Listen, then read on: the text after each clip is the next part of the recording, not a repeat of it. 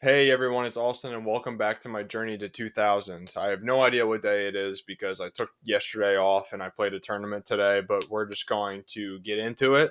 Basically, today I want to review my over the board chess tournament I played. So I'm located in Baltimore and the Charm City Chess Club. Baltimore City is got the nickname Charm City.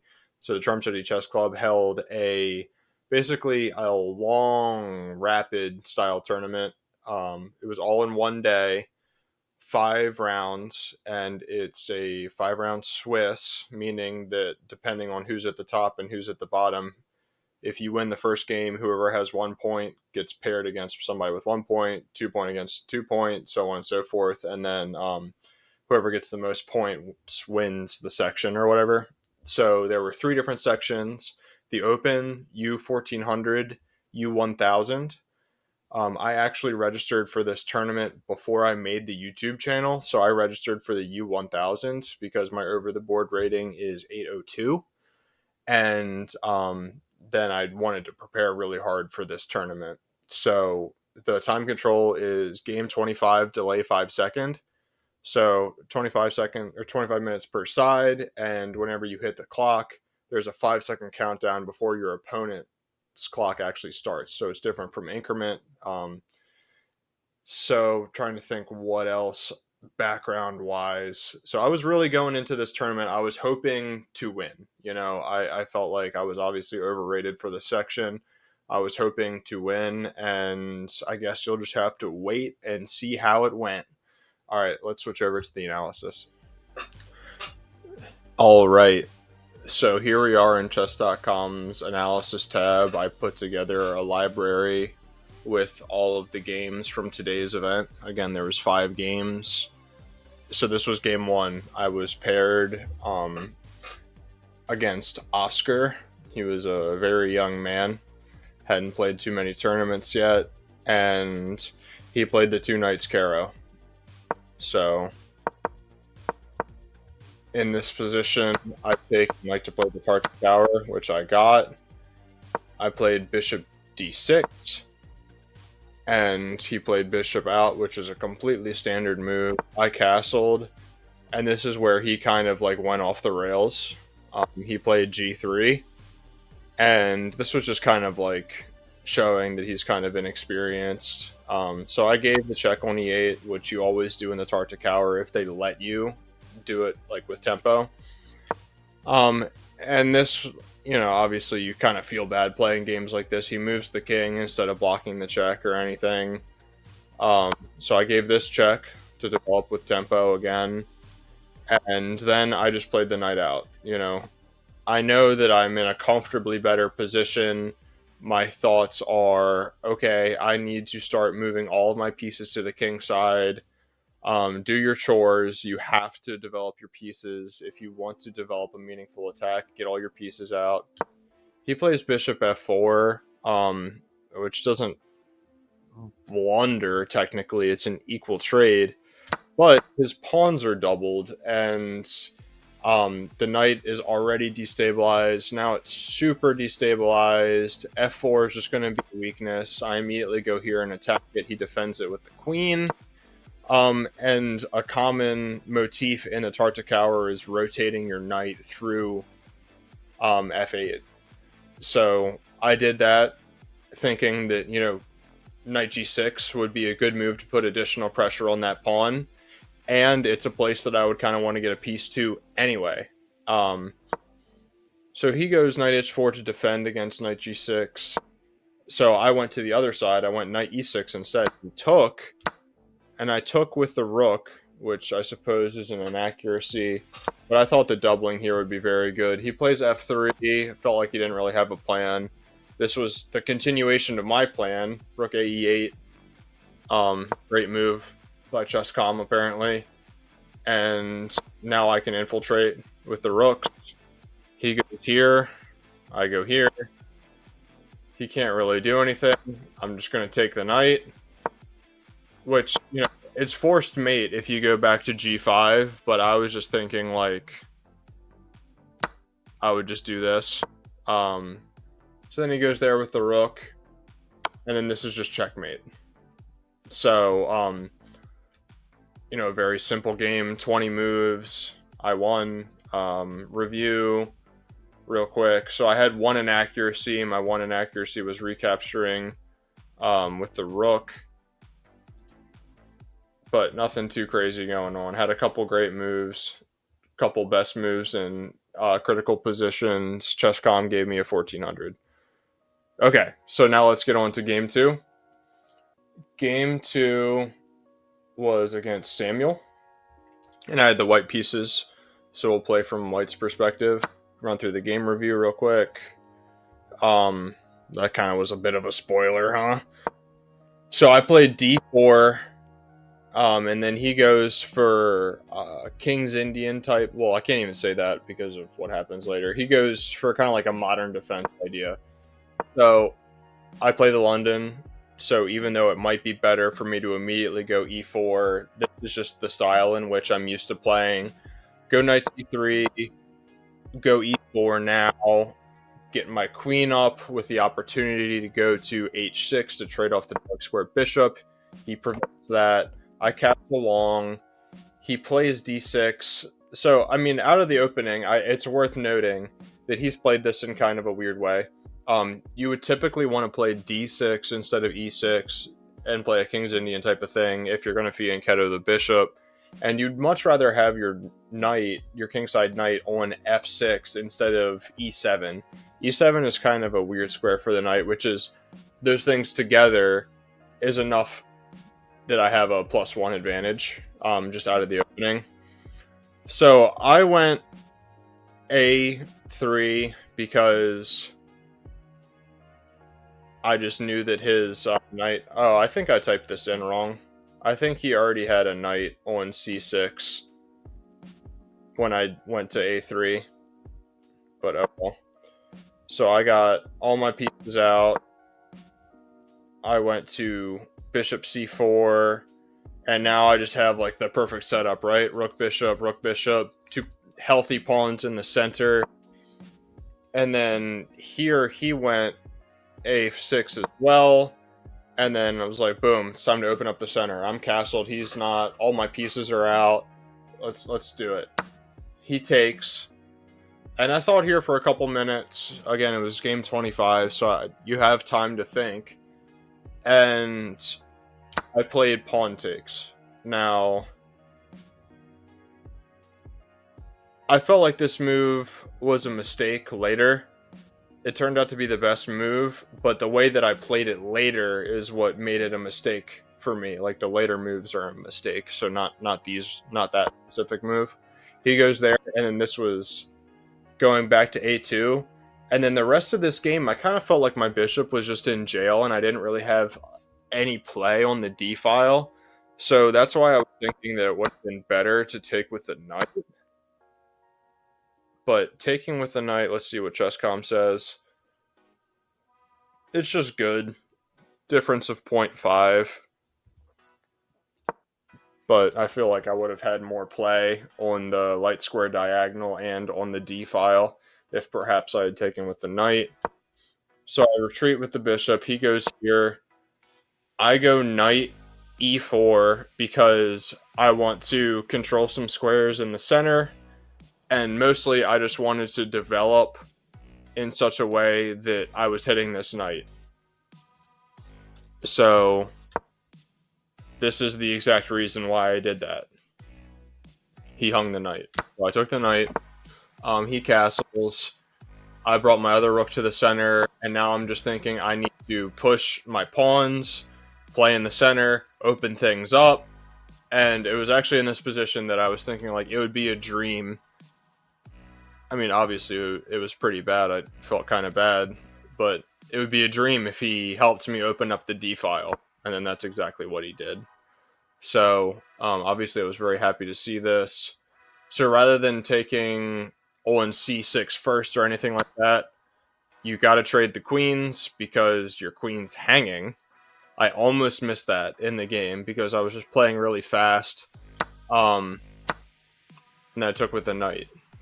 And my idea was I would love for, if he doesn't recapture, to try to play takes.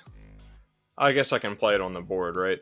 So let's say he doesn't recapture. Let's say he, I don't know, makes some random move.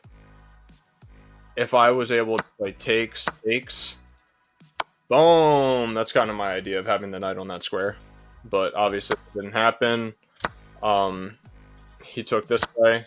And now I have these two beautiful bishops in the middle of the board. And, you know, I'm just going to kind of quickly go through the conversion. He plays this move a little bit fancy, right? And I was thinking, like, yeah, I could take that rook, but I see something kind of fancy. I played here, which isn't an accuracy. You're just supposed to take the rook, because I knew when he took. Oh, look at that. Chesscom giving me the brilliancy, baby. We out here farming brilliancies. That's the exact reason why I did this. So then he takes the king, and of course now the rook's hanging. That's the whole idea. Bishop's hanging, needs to move. And now he's attacking my c2 pawn. I push it. Going back to defend just felt like a waste. And now he's trying to push pawns to open up and exploit the fact that the c-file, the c-pawn is pinned, right? So I knew that it was dangerous. I had to get the bishop off that diagonal. So he did. And now I went to double the rooks. And then he just goes here. I was hoping he wouldn't. I don't know. I was just kind of like poking and prodding. And if he was making good moves, then I would readjust. But I was thinking if he didn't go here, you know, I would be able to bring my rook up to try to force a trade of rooks.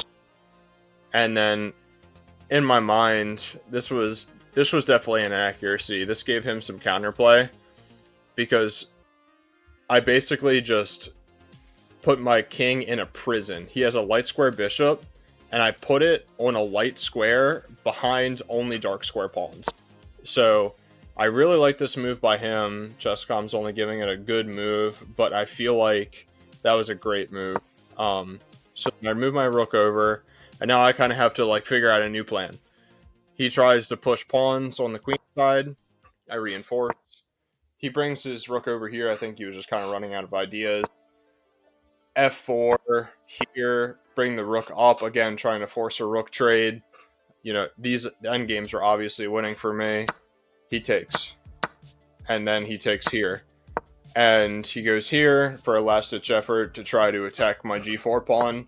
Just simply push. This is an extremely important idea in endgames. He has a light square bishop. Secure your pawns on dark squares.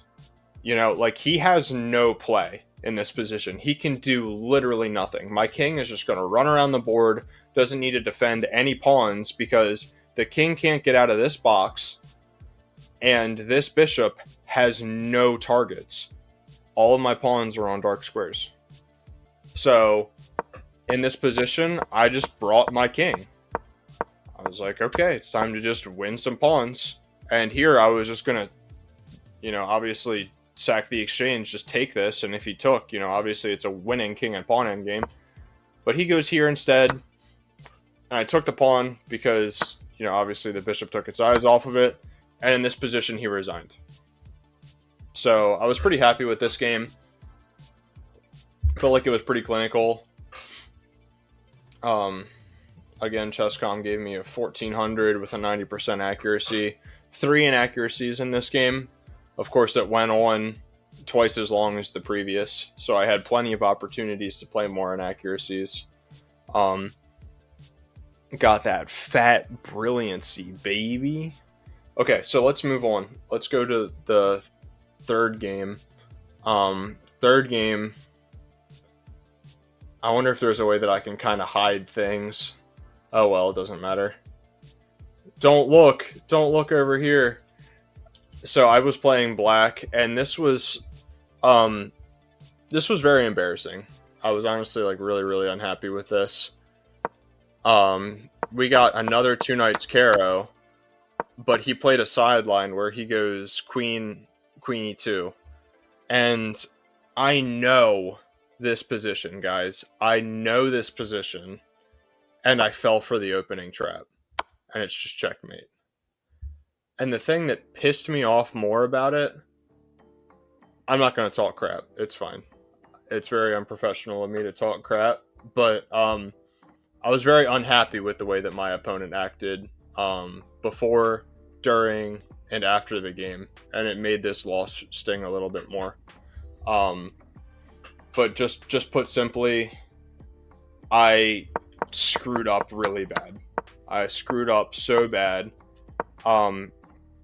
The way that I know how to play this position is either to take and bring your knight over, or just take and go e6, be super solid. Okay, so this is the card. You've played this 1,260 times with a 56% win rate. I definitely have not played this position 1,260 times. Let's check. Is there a way to change this from master games to my games? Oh god. Alright, that's too complicated. But anyway, I've definitely faced this before. I know that this is the wrong move, guys. Just white wins. Terribly embarrassing. Feels really bad. But it happens. You know, I was playing really fast. I wasn't thinking because it's only move 6. I was just kind of blitzing out moves. And it is what it is. We have to come back and do a little bit better. So, James. Okay, Clara. So I played against Clara with white in the 4th game. And I'm just expecting you guys to not really look at the right side. Don't spoil it for yourself. You probably already did. Okay. So I played... Let's just do the review real quick. I played d4, d5, bishop f4, knight f6, e3, e6, knight f3, bishop e7, which I felt like this is kind of a passive move. I would say it's more common to bring your bishop out to d6. Now I went knight bd2, castles, bishop d3. Now she went to fianchetto the light square bishop, which is completely standard in the main line of the London. So I just played c3. I went knight e5, and I'm not going to lie to y'all, I kind of took my anger out on this girl. I was so pissed about the previous game that I was like, I saw her kind of make a couple of these passive, like slightly passive moves, but I played the London enough that I was like, I'm going to relentlessly attack. Like, I am just pissed, and I just need to attack. So she plays this move, and I went queen f3. Obviously, idea is to go h4, h5 to bring the queen over to either g3, h3, and then just attack. So in this position, she took on e5. I recaptured with the pawn again to remove that defender that is the knight. And then I went over to g3 to try to set up ideas with the dark square bishop. And she went here, which is defended by the queen. Obviously, I can't take it. Now I can't go here. I can't go here. You know, so this is the best move. And now this is kind of a tough situation because she's pinned to checkmate right now. Like, if she were to just slide back her bishop, that's game. So that was actually going through my mind when I played queen h3. Sorry, queen g3. Is that I saw this move and I was thinking, okay, I blitzed this out immediately, queen h3, and I felt like now I can just go g3 and win a piece. So she plays this intermezzo before I could do that, and usually, I don't want to say the wrong thing here, but usually if you have a pawn on e5 and they're playing f5, it's good to take en passant. Okay, giving the best move, that makes me feel better. She played queen recaptures, and there are 2 ways to exploit this pin, to go knight f3 or g3. I chose the wrong one. I was just so excited. I was so excited. I knew she couldn't move the bishop, but I missed this idea.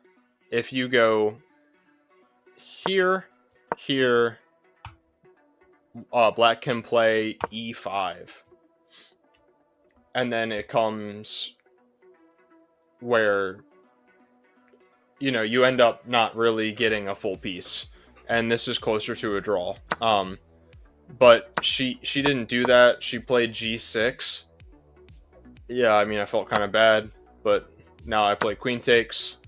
Queen takes. G takes. So, I mean, obviously, if you're playing a position where you just lost a piece, I would not trade queens here. I was very happy that she did, but regardless. Now, I felt like I needed to consolidate the position. She played e5. I played bishop h6. She just moved the rook out of the way.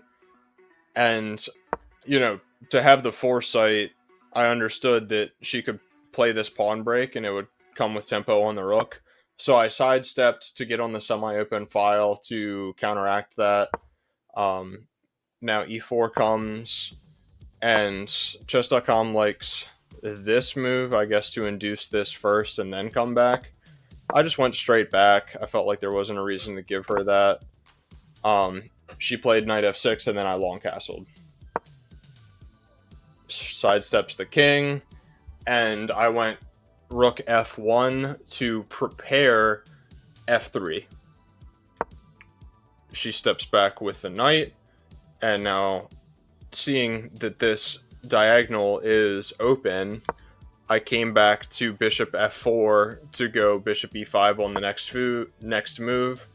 That is exactly why sacking the exchange here is the best move, is because bishop e5 check comes, knight f6, and chess.com likes f4 in this position, but I wasn't sure what to play if she didn't take en passant, so maybe we should just explore that real quick. f4, af8, and I felt like this position was kind of, okay, maybe bishop c8. I felt like this position was, I just didn't really see any clear plans. Not that it's bad or anything, but I calculated that after f3, it doesn't matter if she takes. Like, I can take on the next move. Well, I can recapture the pawn when my bishop isn't hanging. And then I'm like, she has a solid weakness on e4, a very clear weakness, I should say. The d file is open. And yeah, I'm just able to trade more pieces. So I saw this as a clear plan. I played bishop takes f6, rook takes f6, fxe4, rook takes, because obviously the rook was hanging, so you need to trade off the rook first, and then she played pawn takes. Didn't really like pawn takes here. I did see that bringing the king up was a better idea. I felt like any other move was fine, because if I took on d5, well, putting it plainly, I wouldn't be able to do that. It would be very stupid of me. I would be opening up the rook, I'd be opening up the bishop, and yeah, I felt like she should have just played like any other move, but she took with the pawn, and then I was like, alright, it's time to start poking holes. Knight c4, and then she goes bishop a6 to pin. I just go here to defend the bishop to move the knight on the next move. She goes rook d8. I move the knight. Recaptures. So it actually liked... Yeah, I mean, that makes sense. Just to fork and win the rook. And then I was like, alright, I'm going to keep the king cut off, and then I'm going to go do some work with my knight. So that's what I did. She attacks the knight. She goes and defends the pawn after I move it with tempo. I bring my rook up to f4 to challenge the e4 weakness I mentioned earlier. She attacks the knight again. I go knight e5 again, and then I spotted this tactic where I can take, because even after king up, I had a check. Because right now, the knight is pinned to the rook, right? So I was thinking like, oh, if she brings the king up, which is what happened in the game, now I have this check. So let's quickly see why that was a mistake. I didn't know that this was a mistake. What's the best move? Because here, and the idea is that my pieces are kind of paralyzed. She doesn't have to go up, which makes sense. And now king d2 is the best move. Whatever, king d1. And I'm still winning, obviously. She doesn't have a way to win the knight or anything because I'll always have that tactic when the king steps forward. But regardless, that's not what happened. Played king up, knight check, and then I was happy to trade into an endgame here. I calculated to this point, and then I calculated c4. I figured at my rating level, when you start bringing your king up, your opponent will usually copy you and not try to restrict your movement. Again, at my level. So I kind of figured that she would do this, and we would reach this point where opponents often will be like, oh yeah, I got the opposition, or they'll strive to have the opposition, understanding that generally in endgames it's better. But in this case, I just play c4. She has to come back, and then I can just step my king up. And this is just completely crushing. I have the knight that can go win all the pawns if I want, and then basically the king can't do anything about it because the second that the king starts to walk away, my king is escorting the e-pawn to promotion. So I felt very good about this game. This was game 4. So far 3 wins, 1 loss, and now let's move on to the final game. A quick review. All right, so I had white. Oh, I'm sorry, I had black. He plays the bird. I played kind of like a reverse London, and I was really happy with the position that I got here. And when he played d3, I went bishop to c5 because I just knew that he was going to play d4. I don't know why, but this is what I calculated, and then I came back because I was thinking about planting my knight on e5 or e4, and then all these ideas with getting activity on the dark squares over here with his king not being castled yet. So that's kind of what ended up happening later. He plays knight bd2, I castle. He went bishop there for some reason, planted my knight in the center. And you'll know, I'm not playing the best moves here, but I felt like this was just so good. And now I put my knight there because obviously I wanted to recapture with the knight if he took my bishop on e4. And then he played this move, knight g5. And I thought for a while here because I wasn't sure if I should take the hanging pawn on g2.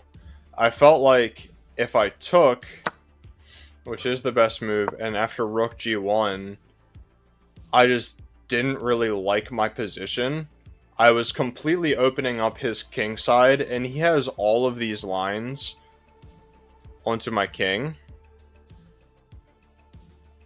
And I just felt like the juice wasn't worth the squeeze.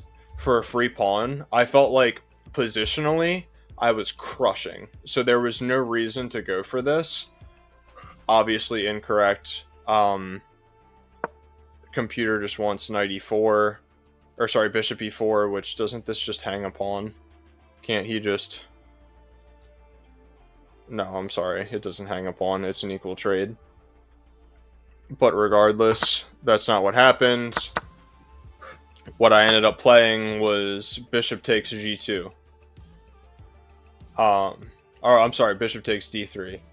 And I feel like the only reason that that's an inaccuracy is because bishop takes g2 is so much better. And then he took with the queen. I played h6, knowing that that would give me unimpeded access again to the e4 square. And then this next move was really what did it to me. He played g4 before castling.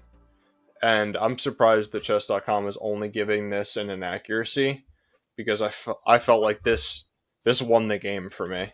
That's how I felt. I mean, so bishop h4 check obviously is the move because now the king has to move, and then now it's a fork of the king and rook. He moves his queen over there. I take on h1, he recaptures, and then I play c6. So in my mind, I knew in this position that his only idea, and keep this in mind for the rest of the game, I knew that his only idea was to try to go e4 and to try to go for a cheeky checkmate on g7, which would never work.